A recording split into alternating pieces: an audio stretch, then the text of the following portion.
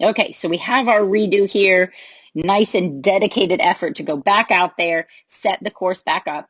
Now, I think we've talked about it before, but watch your takeoff distance. You're going to see him kind of struggle to get over that first jump here. Okay, taking off a little late, and watch his rear kind of hanging, and he has to kind of throw himself more inverted over that jump. So just make sure you're putting him plenty far enough back. You want to try to get the dogs taking the first jump at full speed. So you need as much distance as it takes to get to full speed. So there's that 4 on the teeter. All right, and then this was the first section I recommended of coming through, excuse me, for the blind cross. The only thing that I would say is I would have just started the blind a little sooner. So as soon as you knew he was over this first jump, all right, go ahead and start the blind, because I do not want him committing to this jump on your left. All right, so we want to make sure that the blind cross is done nice and early. So you can see he's still running on your left. You can even see your left hand down there. So he should be taking off right now, and you haven't started it. All right, and he chips in and adds that little stride. We saw this on another video as well.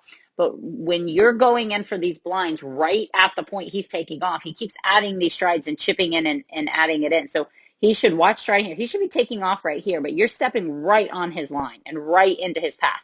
So what he does is he goes, oh God, can't run into mom. Watch this tiny little stride he adds there, and then has to kind of throw himself over the jump. So try to be further ahead and get that blind cross done earlier. Be off of his line. I mean, he's being respectful. A lot of dogs that would be presented with the same thing would hit the bar. That would be their solution of, oh goodness, mom's in the way. I'll hit the bar. So he's being a good boy on that, but, certainly keep an eye on that. The section off the A-frame that was another one you were talking about. You got a really nice line. So again, we're always looking for that perfect line out there to the jump. So really nice on that part, which gave you a huge head start. You got really, really far ahead because of how far away you were able to stand for that threadle. So huge benefit, almost so far ahead you kind of stood there and had to wait on him a little bit, but it gives you the time that you want to get down there to the weave poles. So a huge, huge, huge help on that. So nice independence on the weave poles. Here's the threadle. All right. Only had trouble with that the very, very first time you ran this. After that, things went good. Blind crossing into the red tunnel was preferred over the rear cross. And then you said you wanted to really work that dog walk, and you got a really nice 2-on-2 off there. Again, not a lot of people can maintain the patience and control when they're running full courses. And you were able to do that. And I like that ending. Really like that ending. All right, so here we see the opening again.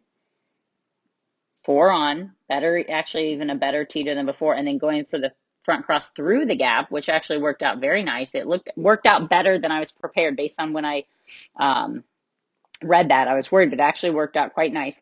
And then off of the A-frame, you've mentioned that what you would do is go to the right wing, and I 100% agree with you. It's what I would have done, but the map didn't allow it. I don't know that I would have done the front cross here. I certainly probably, if I was going to cross, would have done the blind. I tend not to try to rotate towards my dog in a place where I want my dog to extend and go forward. So this was just extra spinning. If you find yourself spinning 360 degrees, so you're running north, you spin 360 degrees to finish running north. It's a lot of work to kind of finish exactly where you started. That's a good place to do a blind.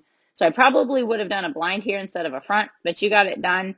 Okay. And it didn't look as awkward as I was prepared for. I know you said it felt weird, but you got a nice line there. And I think it could have been the fact that you rotated in towards him and faced in towards him. If you felt like the awkwardness was in his reaction where it kind of went, whoa, what's happening? What's going on? Could have been all that pressure of you facing him and rotating towards him. So certainly in my experience, being able to do a front cross and or blind cross at the exit off of an A-frame is a really, really handy skill.